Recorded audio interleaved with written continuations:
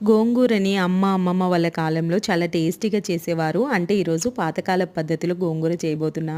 2 కట్టల గోంగూరని ఒలిచి కడిగి పక్కన పెట్టుకున్న తర్వాత అడుగు మందంగా ఉండే గిన్నెలో కడిగి పెట్టుకున్న గోంగూర 7, 8 పచ్చిమిరపకాయలు తుంచి వేసుకోవాలి. 2 టమోటాలు పెద్ద సైజువి ముక్కలు కట్ చేసి వేసుకున్నాక టీ స్పూన్ పసుపు, టీ స్పూన్ జీలకర్ర, 2 స్పూన్ల ఆయిల్ వేసి ఫస్ట్ ఆయిల్‌లో మగ్గనిచ్చిన తర్వాత చిన్న కప్పు నీళ్లు పోసుకోవాలి. టమోటా, పచ్చిమిరపకాయ ఉడకడం కోసము.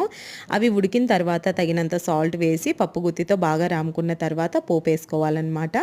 కడాయిలో 3 స్పూన్ల ఆయిల్ వేసుకొని పచ్చిశనగపప్పు, మినప్పప్పు, జీలకర్ర టీ స్పూన్ చొప్పున వేసుకొని కరివేపాకు, ఎండుమిరపకాయలు వేగిన తర్వాత ఉల్లిపాయ ముక్కలు, వెల్లుల్లి రెబ్బలు వేసి అవి కూడా బాగా వేగనిచ్చిన తర్వాత మనం ప్రిపేర్ చేసి పెట్టుకున్న గోంగూరను ఇందులో వేసి జస్ట్ అలా కలిపేసి స్టవ్ ఆఫ్ చేసుకొని వేడి వేడి అన్నంలోకి తిన్నామంటే చాలా టేస్టీగా ఉంటుంది. గోంగూరని ఇష్టపడని వాళ్ళే ఉండరు అసలు.